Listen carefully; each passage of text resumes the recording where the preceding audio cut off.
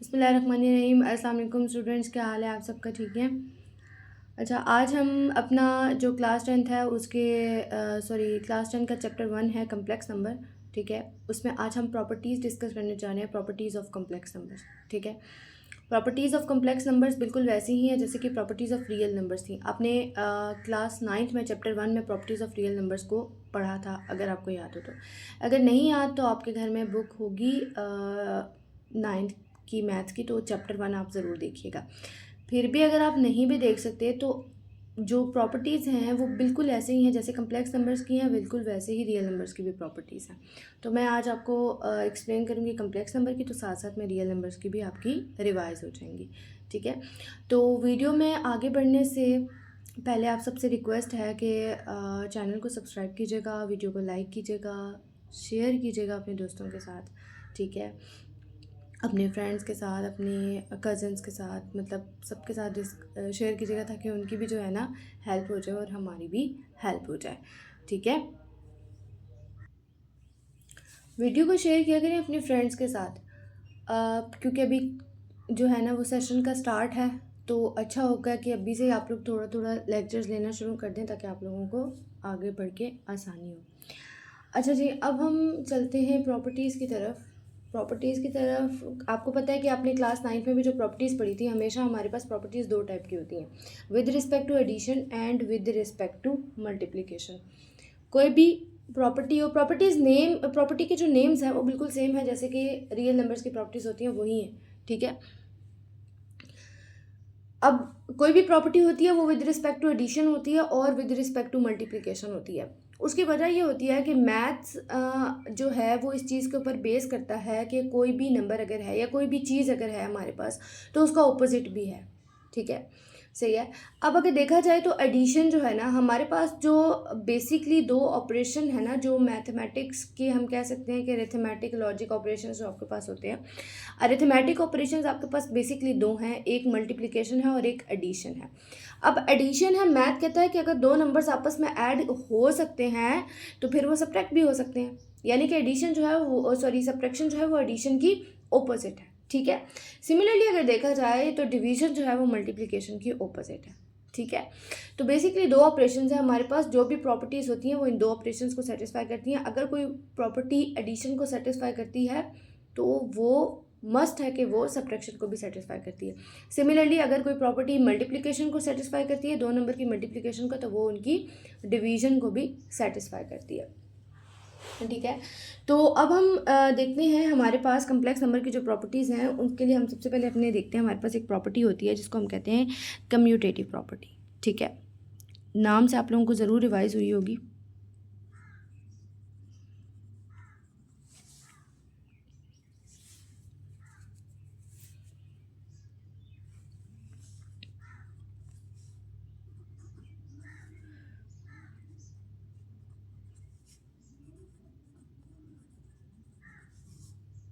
Commutative property. ठीक है, अच्छा जी, विद रिस्पेक्ट टू एडिशन। ठीक है, अच्छा जी, commutative property with respect to addition. Commutative property ये कहती है कि अगर कोई से दो नंबर्स आपके पास हैं, कोई से भी दो नंबर्स, ठीक है, तो क्या है कि वो दो नंबर्स ऐड हो रहे हैं आपस में। ठीक है, तो अगर हम उनका ऑर्डर चेंज कर देंगे तो फिर भी हमारे पास इक्वल आएगा। अगर हम रियल नंबर्स के लिहाज से देखें ना, commutative property with respect to addition, real numbers में क्या होती थी, हम लेट करते थे कोई से दो नंबर। फॉर एग्जांपल अगर मैं रियल नंबर्स में बात करूं, मैं साथ साथ रियल नंबर्स को भी बताती जाऊंगी और कम्प्लेक्स नंबर्स को भी बताती जाऊंगी। ठीक है, अच्छा जी, रियल नंबर्स में हम कहते हैं कि कोई से दो नंबर्स हैं हमारे पास। ठीक है, ए प्लस बी। ठीक है, तो क्या होगा कि हम कहते हैं कि रियल नंबर्स अगर ए प्लस बी हमारे पास इक्वल होता है बी प्लस ए के।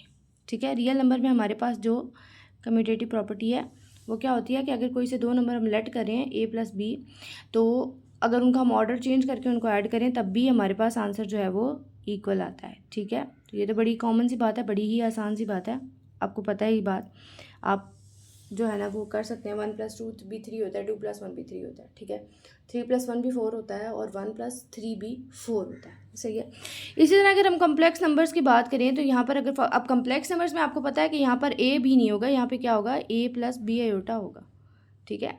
ए प्लस बी आयोटा है एक नंबर, ठीक है, और दूसरा नंबर फॉर एग्जांपल है सी प्लस डी आयोटा, ठीक है। ए प्लस बी आयोटा और दूसरा नंबर आपके पास क्या है, सी प्लस डी आयोटा, ठीक है। तो अगर हम इन दोनों नंबर्स को आपस में ऐड करते हैं, ए प्लस बी आयोटा को, सी प्लस डी आयोटा को, तो यहाँ पे c plus d iota equals to c plus d iota plus a plus b iota. हम लेट कर लेते हैं कि ये हमारे पास जी है, सही है, ये हमारे पास डब्ल्यू है। तो हम कह सकते हैं कि G plus W is equals to W plus G, ठीक है। बात समझ आई। रियल नंबर में commutative property with respect to addition क्या थी हमारे पास, कि A plus B equals to B plus A होता है, यानी कि 3 + 1 इक्वल्स टू 1 + 3 होता है, ठीक है। तो यहाँ पे क्या होगा कि ए प्लस बी ए होता है, यानी कि कम्प्लेक्स नंबर आपके पास कोई से दो कम्प्लेक्स नंबर है जी और डब्ल्यू, तो G plus W is equals to W plus G होगा। ये हमारे पास विद रिस्पेक्ट टू एडिशन थी। सिमिलरली अगर हम इसी को विद रिस्पेक्ट टू मल्टीप्लीकेशन देखते हैं तो सेम चीज़ होगी। विद रिस्पेक्ट टू मल्टीप्लीकेशन में क्या हो जाएगा कि जी multiplied by W is equals to W multiplied by G, ठीक है। विद रिस्पेक्ट टू एडिशन हमारे पास ये थी, विद रिस्पेक्ट टू मल्टीप्लिकेशन हमारे पास ये होगी कि G multiply by W is equals to W multiplied by G, ठीक है। अच्छा, उसके बाद हमारे पास आती है एसोसिएटिव लॉ ऑफ एडिशन।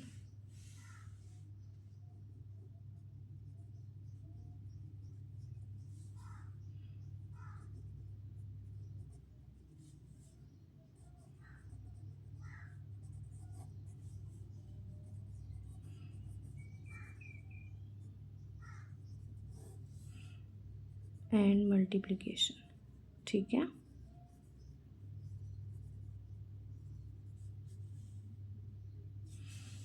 इसको भी लिख देती हूँ मल्टीप्लिकेशन, ठीक है। अच्छा जी, एसोसिएटिव लॉ में क्या होता है, कम्यूटेटिव लॉ में दो नंबर्स होते हैं, एसोसिएटिव लॉ में 3 नंबर्स आ जाते हैं, ठीक है। Associative law of real number का हमारे पास क्या था, अगर याद हो तो, नहीं याद तो रिवाइज कर लेते हैं। रियल में क्या था, 3 नंबर है आपके पास, ए प्लस बी प्लस सी, ठीक है। तो हम कहते थे कि A plus b plus C equal होता है ए प्लस बी प्लस सी। समझ आई बात की। जो नंबर्स होते हैं उनकी जगह चेंज करने की ज़रूरत नहीं होती है, सिर्फ ब्रैकेट चेंज कर देते हैं। यहाँ पे क्या था, पहले 2 पे ब्रैकेट थी, थर्ड एज इट इज़ था, अब यहाँ पे फर्स्ट एज इट इज़ है और लास्ट 2 पे ब्रैकेट आ गई, ठीक है। तो a plus b plus c is equals to a plus b plus c, ठीक है। इसी तरह अगर हम कॉम्प्लेक्स नंबर में देखें, ठीक है, कम्प्लेक्स नंबर हमारे पास क्या है, अगर एक नंबर हमारे पास जी है, एक नंबर हमारे पास डब्ल्यू है और एक नंबर फॉर एग्जांपल हमारे पास वी है, ठीक है। तो हम कह सकते हैं कि G plus W plus V is equals to G plus W plus V, ठीक है। आंसर आपके पास सेम आता है। फॉर एग्जांपल अगर हमारे पास यहाँ पे 3 + 4 + 1 है, तो 3 + 4 कितना होता है, हमें मैथमेटिक्स का रूल पता है कि हमने पहले ब्रैकेट सॉल्व करनी है, ठीक है। तो 3 + 4 हमारे पास कितना होगा 7, और 7 + 1 हमारे पास कितना हो जाएगा 8। अच्छा, यहाँ पे भी 3 होगा ना, 3 एज इट इज़ रहेगा, तो 4 + 1 कितना हमारे पास हो जाएगा 5, और 5 + 3 हमारे पास क्या आ जाएगा 8, ठीक है। तो दोनों सिचुएशन में हमारा आंसर जो है वो इक्वल होता है। ये होती है एसोसिएटिव लॉ ऑफ एडिशन, ये होती है कम्यूटेटिव प्रॉपर्टी, यानी commutative law of addition with respect to multiplication and addition, ठीक है। Associative law of addition with respect to multiplication. अब सेम जो एडिशन के लिए था वही सेम मल्टीप्लिकेशन के लिए होता है। अगर हम इसको मल्टीप्लिकेशन के लिए लिखेंगे तो हम क्या लिखेंगे कि जी मल्टीप्लाइड बाय डब्ल्यू मल्टीप्लाई बाय वी, ठीक है। तो जी मल्टीप्लाई बाय डब्ल्यू मल्टीप्लाई बाय वी, ठीक है। हम इसको ऐसे भी लिख सकते हैं कि जी डब्ल्यू into v is equals to 0, क्या उसे कहते हैं हम,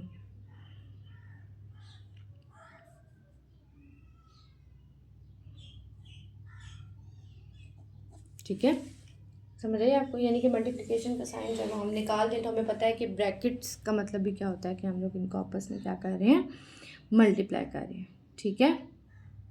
समझ बात की कि हमारे पास commutative property with respect to addition और मल्टीप्लिकेशन थी, और associative law of addition and multiplication with respect to addition and multiplication. अच्छा, उसके बाद हमारे पास एक चीज़ होती है एडिटिव आइडेंटिटी। बड़ी ही आसान सी चीज़ है और बड़ी ही मज़े की चीज़ है, ठीक है, additive identity. Identity additive identity बेटा ऐसी चीज़ होती है कि जिसको हम किसी भी नंबर में ऐड कर देना तो उस नंबर के ऊपर कोई इफेक्ट नहीं पड़ता, ठीक है। अब क्योंकि एडिटिव आइडेंटिटी है ना, मतलब है ऐड करना, तो एडिटिव आइडेंटिटी ऐसी चीज़ होती है कि अगर हम उसे किसी भी नंबर के अंदर ऐड करें तो उस नंबर पर कोई इफेक्ट नहीं पड़ता, वो नंबर एज इट इज़ रहता है। और हम सब जानते हैं कि ज़ीरो एक ऐसा नंबर है कि उसे किसी भी नंबर में ऐड कर दिया जाए तो उससे उस नंबर के ऊपर कोई फ़र्क नहीं पड़ता, ठीक है। तो ज़ीरो हमारे पास क्या है, एडिटिव आइडेंटिटी।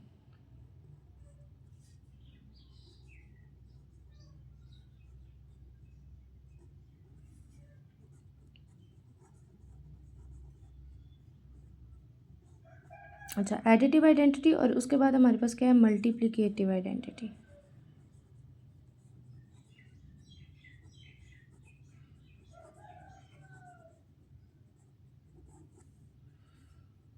अच्छा जी, एडिटिव आइडेंटिटी हमारे पास क्या है, मैंने अभी क्या बताया, ज़ीरो। कोई भी कम्प्लेक्स नंबर है आपके पास, कोई भी कम्प्लेक्स नंबर, जैसे फॉर एग्जांपल हमारे पास एक जी कम्प्लेक्स नंबर है, ठीक है, और अगर हम उसमें ज़ीरो को ऐड कर देते हैं तो वो वापस हमारे पास ज़ीरो प्लस जी भी सेम होगा और वो वापस जी ही बन जाएगा। यानी कि किसी भी कम्प्लेक्स नंबर के अंदर अगर हम लोग ज़ीरो ऐड करते हैं तो वो वापस हमारे पास जी ही रहता है, उससे कोई फ़र्क नहीं पड़ता। किसी भी रियल नंबर के अंदर अगर हम लोग ज़ीरो ऐड करते हैं, हमारे पास 1,00,000 का डिजिट अगर पड़ा है उसमें हम ज़ीरो ऐड करेंगे तो वो भी 1,00,000 ही रहेगा, उससे कोई फ़र्क नहीं पड़ेगा।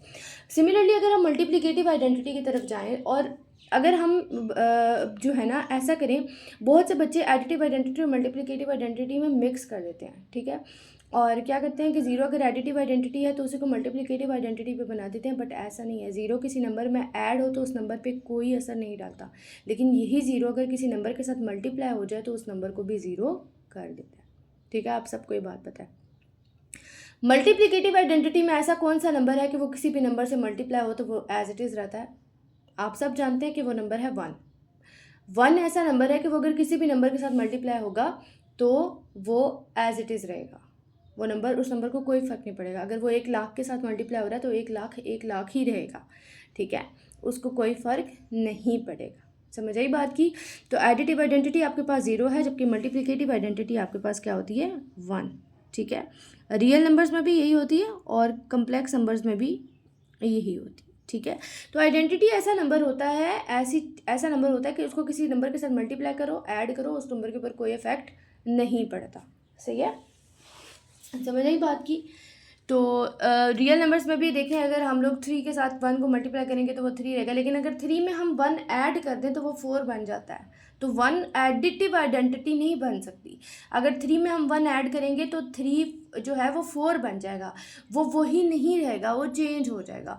तो एडिटिव आइडेंटिटी आपके पास क्या है, zero for complex number and for real numbers, ठीक है। एंड जो मल्टीप्लिकेटिव आइडेंटिटी है वो आपके पास क्या है, one, both for real numbers and complex numbers, ठीक है। ये हो गई आइडेंटिटी। अच्छा, उसके बाद हमारे पास एक चीज़ आती है distributive law of multiplication over addition, ठीक है। Distributive law of multiplication over addition या फिर ओवर सब्ट्रैक्शन भी होती है, ठीक है। अच्छा जी, distributive law of multiplication over addition आपके पास क्या होती है, ये आपको कहती है कि फॉर एग्जांपल अगर आपके पास, अब देखें इसमें अगर आप यहाँ पे देखें ना तो अब मल्टीप्लिकेशन भी है और एडिशन भी है, यानी कि दोनों चीज़ें आ गई हैं। मल्टीप्लाई भी जो है ना वो हो रहा है और ऐड भी हो रहा है, ठीक है, दोनों चीज़ें आ गई हैं। तो इस चीज़ के लिए हमारे पास क्या होता है यहाँ पे, अब देखिए फॉर एग्जांपल अगर आपके पास तीन जो है ना वो आपको कम्प्लेक्स नंबर्स गिवन है, for example ZW plus V, ठीक है। अगर आपके पास इस तरह के दो नंबर्स गिवन, तीन नंबर्स गिवन है, Z इंटू डब्ल्यू प्लस वी, तो ये आपके पास किस तरह, आपने इसको किस तरह से लिखना है कि ये किसके इक्वल होगा, ZW प्लस ZV। अब ये कैसे आया, यानी कि Z पहले W से मल्टीप्लाई होगा, हमें बचपन से पता है, ये चीज़ें हम करते आए हैं, रियल नंबर्स में भी हमने यही की, अलजेब्रा में भी हमें पता है क्या होता है कि जो बाहर लिखा हुआ नंबर होता है वो अंदर के दोनों नंबर्स के साथ बारी बारी मल्टीप्लाई होता है। Z जो है वो W के साथ भी मल्टीप्लाई होगा और Z जो है वो V के साथ भी मल्टीप्लाई होगा, ऐसा ही है ना। Z ने W के साथ भी मल्टीप्लाई होना है और V के साथ भी मल्टीप्लाई होना है। इसी तरह अगर हमारे पास ये जो है ना, अगर सब्ट्रैक्शन के साथ आ जाती है हमारे पास यही वाली प्रॉपर्टी, तो उसमें भी हम लोगों ने सेम काम करना है। ZW माइनस ZV, ठीक है। तो ये हमारे पास क्या थी, प्रॉपर्टीज़ थी। कम्प्लेक्स नंबर्स की, ठीक है, बिल्कुल वैसे ही हैं जैसे रियल नंबर्स की प्रॉपर्टीज़ थी, याद होंगी आपको, ठीक है।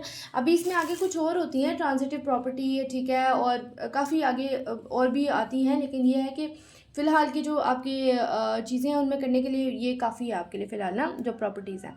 तो प्रॉपर्टीज़ हमारे पास कौन सी होती हैं? बहुत ही बेसिक चीज़ है बेटा, इनके नाम भी याद होने चाहिए आपको और इनके काम भी याद होने चाहिए ठीक है। तो प्रॉपर्टीज़ ऑफ कॉम्प्लेक्स नंबर या रियल नंबर्स हमारे पास बेसिक प्रॉपर्टीज़ कौन सी होती है? कम्यूटेटिव प्रॉपर्टी होती है, एसोसिएटिव प्रॉपर्टी होती है, एडिटिव आइडेंटिटी होती है, मल्टीप्लिकेटिव आइडेंटिटी होती है, डिस्ट्रीब्यूटिव लॉ होता है हमारे पास, ठीक है। ये हमारे पास होती हैं आपके प्रॉपर्टीज़ ऑफ कम्प्लेक्स नंबर्स, ठीक है। अच्छा, उसके बाद हम लोग देखते हैं एडिटिव इन्वर्स और मल्टीप्लिकेटिव इन्वर्स, ये भी क्या है? प्रॉपर्टी है, सही है। अच्छा, एडिटिव इन्वर्स एक ऐसा नंबर होता है, ठीक है, जैसे मैंने भी आपको बताया कि एडिटिव आइडेंटिटी क्या होती है हमारे पास? ज़ीरो। अच्छा, अब एडिटिव इन्वर्स एक ऐसा नंबर होगा कि अगर उस नंबर को हम मतलब जो हमें नंबर गिवन है ना, फॉर एग्जांपल आपको एक नंबर गिवन है 5, ठीक है, फॉर एग्जांपल आपको 5 गिवन है, आपको कहा जाता है पेपर में कि 5 का एडिटिव इन्वर्स फाइंड आउट करें, ठीक है। तो एडिटिव इन्वर्स बेसिकली बेटा ऐसा नंबर होता है कि जिस नंबर को उस नंबर में हम ऐड करें तो आंसर हमारे पास ज़ीरो आ जाए, क्योंकि एडिटिव आइडेंटिटी क्या है हमारे पास? ज़ीरो, ठीक है। तो एडिटिव इन्वर्स ऐसा नंबर होगा कि उस नंबर को अगर हमें गिवन नंबर में ऐड करना पड़े तो हमारे पास आंसर ज़ीरो आए। तो मैंने भी आपको बताया कि आपके पास गिवन नंबर है 5, ठीक है, गिवन नंबर आपके पास 5 है, आपने 5 का एडिटिव इन्वर्स फाइंड आउट करना है। फॉर एग्जांपल आपके पास मल्टीपल चॉइस क्वेश्चन एमसीक्यूज में ये क्वेश्चन आया है कि 5 का एडिटिव इन्वर्स फाइंड आउट करें, और नीचे आपके पास ऑप्शंस है 2 है, 3 है, 4 है और -5 है। तो जाहिर सी बात है कि 2 को अगर 5 में ऐड करेंगे तो 7 आएगा, 3 को ऐड करेंगे तो 4 वो आएगा 9 आएगा, सॉरी 8 आएगा, 4 को ऐड करेंगे तो 9 आएगा। लेकिन अगर हम -5 को 5 के अंदर ऐड करें तो हमारे पास आंसर क्या आएगा? ज़ीरो, ठीक है। 5 के अंदर अगर हम -5 को ऐड करेंगे तो हमारे पास आंसर क्या आएगा? ज़ीरो। तो एडिटिव इन्वर्स हमेशा एक नंबर का वही नंबर होता है बट ऑपोजिट साइन के साथ होता है, ठीक है। अगर आपको -7 गिवन है तो उसका एडिटिव इन्वर्स +7 होगा। अगर आपको -3 गिवन है तो उसका एडिटिव इन्वर्स +3 होगा। अगर आपको 10 गिवन है तो उसका एडिटिव इन्वर्स -10 होगा। तो एडिटिव इन्वर्स एक ऐसा नंबर होता है विदाउट, मतलब जो गिवन नंबर होता है उसका इन्वर्स साइन होता है, मतलब उसका ऑपोजिट साइन के साथ उनको ऐड करें तो आंसर हमारे पास ज़ीरो आना चाहिए। ऐसा नंबर कि जिस नंबर को गिवन नंबर में ऐड करें तो आंसर हमारे पास ज़ीरो आए, ठीक है। तो एडिटिव इन्वर्स की हमने क्या बात की कि ऐसा नंबर है कि इसको किसी नंबर में ऐड करें तो हमारे पास आंसर क्या आए? ज़ीरो। अच्छा, जैसे फॉर एग्जांपल रियल नंबर्स की अगर हम बात करें तो मैंने भी आपको बताया कि अगर हम लोग 3 आपको गिवन है तो आप लोग इसमें कि इसको ऐड करेंगे -3 को, ठीक है। 3 में आप लोग -3 को ऐड करेंगे तो आपके पास आंसर जो आएगा वो ज़ीरो आएगा। तो ये इसका क्या है? एडिटिव इन्वर्स है, यानी कि साइन चेंज कर देना। अगर हम कम्प्लेक्स नंबर्स में बात करें, ठीक है, तो कम्प्लेक्स नंबर में हम उसका जो है वो किस तरह से एडिटिव इन्वर्स फाइंड आउट कर सकते हैं, जो डायरेक्ट मेथड होता है, ठीक है। डायरेक्ट मेथड क्या है? फॉर एग्जांपल अगर आपको गिवन है एक complex number, for example given है कि -4 + 7 आयोटा, ठीक है, ये कम्प्लेक्स नंबर है आपके पास। तो आपको कहा जाता है कि आपने इसका एडिटिव इन्वर्स फाइंड आउट करना है। तो इसका एडिटिव इन्वर्स आपके पास क्या होगा बेटा? इसका एडिटिव इन्वर्स होगा 4, -4 का साइन चेंज होकर +4 हो जाएगा और ये हो जाएगा 7 आयोटा। अब देखिए हम यहाँ पे इसको प्रूफ भी करके देख लेते हैं कि क्या इसको ऐड करने से ज़ीरो आ रहा है या नहीं। -4 + 7 आयोटा +4 -7 आयोटा, तो -4 और 4 कट आउट हो गए, 7 आयोटा और 7 आयोटा, आंसर इक्वल्स टू 0, ठीक है। तो ऐसा नंबर जिसको गिवन नंबर में ऐड किया जाए तो आंसर 0 है, या दो ऐसे नंबर जिनको आपस में ऐड किया जाए तो आंसर 0 है, तो वो एक दूसरे का एडिटिव इन्वर्स होते हैं, ठीक है। बात समझ में आ गई। कम्प्लेक्स नंबर्स में भी हम लोग एडिटिव इन्वर्स को किस तरीके से फाइंड आउट कर सकते हैं। अच्छा, मल्टीप्लिकेटिव इन्वर्स क्या होता है? बिल्कुल एज इट इज़। उसमें क्या होता है कि दो ऐसे नंबर जिनको आपस में मल्टीप्लाई करने पे 1 आ जाए, हमारे पास आपस में मल्टीप्लाई कर रहे हैं और 1 आना चाहिए। जैसे फॉर एग्जांपल आपको 2 गिवन है, इसको मल्टीप्लाई करते हैं 1/2 से। 2 जो है आपके पास नंबर है और 1/2 क्या है? इसका इन्वर्स है ना। देखिए हम कहते हैं कि हर नंबर जो हमें गिवन होता है ना उसके डिनोमिनेटर में 1 होता है। तो यहाँ पर अगर हम कहें तो हम यहाँ पे 2/1 है तो यहाँ पे 1/2 है, ये उसका इन्वर्स है, उलट है, उसका रेसिप्रोकल है, ठीक है। इसको हम क्या कहेंगे? रेसिप्रोकल। अच्छा, अगर हम इनको मल्टीप्लाई करें तो 2 और 2 आपस में कट गए, 1 और 1 आपस में कट गए, तो हमारे पास आंसर क्या आता है? 1, ठीक है। तो ये हमारे पास क्या होगा, मल्टीप्लिकेटिव इन्वर्स। मल्टीप्लिकेटिव आइडेंटिटी क्या थी, 1, और मल्टीप्लिकेटिव इन्वर्स क्या होगा। देखिए मल्टीप्लिकेटिव आइडेंटिटी ये थी कि 1 को किसी नंबर से मल्टीप्लाई करो तो वापस वही नंबर है, और मल्टीप्लिकेटिव इन्वर्स ये है कि 2 नंबर्स को आपस में मल्टीप्लाई करो तो वापस 1 आना चाहिए, ठीक है। तो मल्टीप्लिकेटिव इन्वर्स क्या है, मल्टीप्लिकेटिव आइडेंटिटी का उलट है। अच्छा मैं आपको एक और चीज़ बताती चलूँ यहाँ से। फॉर एग्जांपल आपको कहा गया, जैसे यहाँ पे था 2 मल्टीप्लाई बाय 1 इक्वल्स टू कितना होता है 2। तो ये क्या थी 1 हमारे पास, मल्टीप्लिकेटिव आइडेंटिटी। अब इसको इन्वर्स कैसे बनाएं, अब देखो 2 मल्टीप्लाई बाय, ये वाला 2 इधर मल्टीप्लाई हो रहा है, इधर आके क्या हो जाएगा, डिवाइड हो जाएगा, ठीक है। या इस तरह से डिवाइड होगा या फिर इस तरह से डिवाइड हो जाएगा अलग से, ठीक है। इस तरह से डिवाइड होगा तब भी आपके पास आंसर 1 आएगा, इस तरह से डिवाइड होगा तब भी आपके पास आंसर 1 आएगा, ठीक है। तो बेटा मल्टीप्लिकेटिव इन्वर्स वो होता है कि अगर दो नंबर ऐसे नंबर्स को आपस में मल्टीप्लाई किया जाए, उनका आंसर अगर 1 आए तो वो दोनों एक दूसरे का मल्टीप्लिकेटिव इन्वर्स होते हैं इन रियल नंबर्स। ये हमने रियल नंबर्स की बात की है, ठीक है। यहाँ पर ये हमने कम्प्लेक्स नंबर्स की बात की थी, ठीक है। अब हम बात करते हैं कम्प्लेक्स नंबर्स। कम्प्लेक्स नंबर्स में आपको अपना मल्टीप्लिकेटिव इन्वर्स फाइंड आउट करने के लिए थोड़ा सा प्रोसेस करना पड़ता है, ठीक है। थोड़ा सा क्वेश्चन सॉल्व करना पड़ता है अपना मल्टीप्लिकेटिव इन्वर्स फाइंड आउट करने के लिए, सही है। उसमें ये होता है कि जैसे फॉर एग्जांपल आपको अगर गिवन है, ठीक है, उसमें ये होता है कि जैसे फॉर एग्जांपल अगर आपको एक क्वेश्चन फॉर एग्जांपल गिवन है, आपको क्या ले हम 3 - 4 आयोटा ले लेते हैं, ठीक है। फॉर एग्जांपल आपको गिवन है 3 - 4 आयोटा, ठीक है। अच्छा तो इसका हमारे पास मल्टीप्लिकेटिव इन्वर्स क्या बनेगा, सोचिए। हमारे पास बनेगा 1 डिवाइडेड बाय 3 - 4 आयोटा, सही है, ठीक है। मतलब ये हमारे पास इसका क्या बनेगा, मल्टीप्लिकेटिव इन्वर्स देखने में। अब हमने साबित करना है कि ये इसका मल्टीप्लिकेटिव इन्वर्स है, हमने फाइंड आउट करना है इसका मल्टीप्लिकेटिव इन्वर्स, ठीक है, सही है। अब उसके लिए हमें क्या करना पड़ेगा, उसके लिए हमें जाना पड़ेगा, अगर आपको याद हो तो हमने एक्सरसाइज 1.1 में डिवीज़न मेथड किया था कॉन्जुगेट फाइंड आउट करके, ठीक है। यहाँ पे हमें सेम वही काम करना है, 3 + 4 आयोटा डिवाइडेड बाय 3 + 4 आयोटा। याद है आगे हम क्या करते थे, 3 + 4 आयोटा को ऊपर मल्टीप्लाई कर देंगे 1 के साथ, और नीचे क्या करेंगे a - b × a + b, तो हमारे पास क्या आ जाएगा a² - b², ठीक है। तो ये हमारे पास कितना है 3 + 4 आयोटा, ठीक है, और ये हमारे पास कितना हो गया 9, ठीक है, और ये हमारे पास कितना हो गया -16 आयोटा स्क्वायर, ठीक है। तो 3 + 4 आयोटा 9 -16 और आयोटा स्क्वायर की जगह भी हम -1 लगा देंगे, ठीक है। तो ये हमारे पास कितना हो जाएगा 3 + 4 आयोटा डिवाइडेड बाय 9 + 16। तो ये आपके पास क्या आ गया 3 + 4 आयोटा डिवाइडेड बाय 25, ठीक है। यहाँ से हम कह सकते हैं कि 3/25 + 4/25 आयोटा, ये हमारे पास क्या है, ये इसका मल्टीप्लिकेटिव इन्वर्स है, किसका, इसका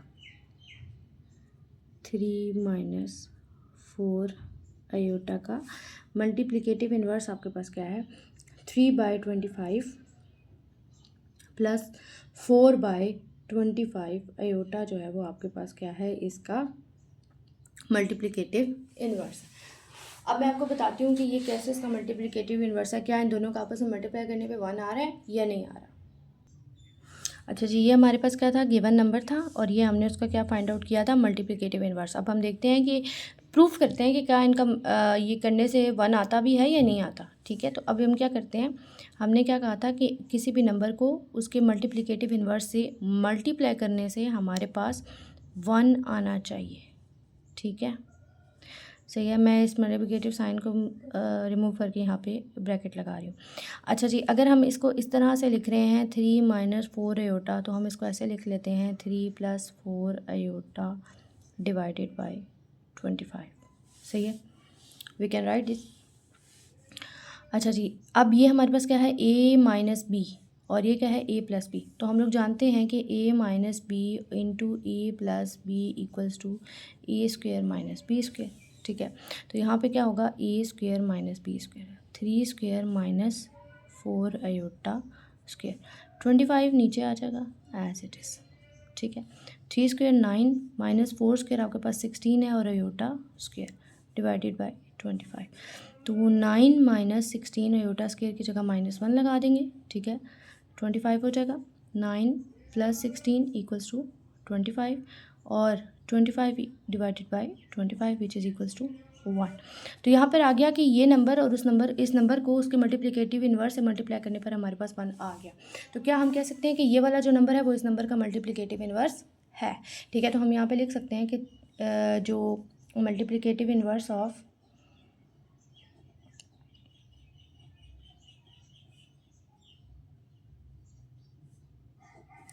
3 minus 4 iota is 3/25 plus 4/25 iota, ठीक है। तो बात समझ में आई आप लोगों को आज की, कि आज हम लोगों ने प्रॉपर्टीज़ ऑफ कम्प्लेक्स नंबर्स को देखा। और प्रॉपर्टीज़ ऑफ कम्प्लेक्स नंबर में हम लोगों ने किस किस चीज़ को देखा, हम लोगों ने प्रॉपर्टीज़ डिस्कस की हैं। सबसे पहले हमने commutative law of addition commutative property with respect to addition and multiplication देखी। देन हमने associative property with respect to addition and multiplication देखी। देन हमने distributive law of multiplication over addition and over subtraction देखा। फिर हमने additive identity को देखा, फिर मल्टीप्लिकेटिव आइडेंटिटी को देखा एंड लास्ट में हमने एडिटिव इन्वर्स और मल्टीप्लिकेटिव इन्वर्स को देखा, ठीक है।